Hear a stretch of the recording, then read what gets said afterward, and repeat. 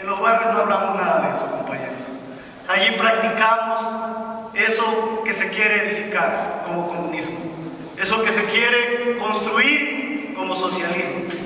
Si a eso le llamamos socialismo, pues compañeros, yo soy un revolucionario socialista y estoy aquí para sumar y edificar ese comunismo aquí en el Ecuador. Y de hecho, compañeros, consideramos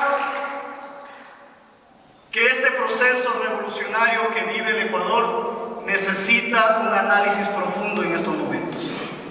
Y eso cruza por el análisis de los jóvenes, hombres y mujeres, compañeros. Vamos analizando, revisando cómo se están haciendo aquí las cosas en el Ecuador, compañeros. Porque una revolución no la hace un gobierno, compañeros, no la hace un presidente de la República.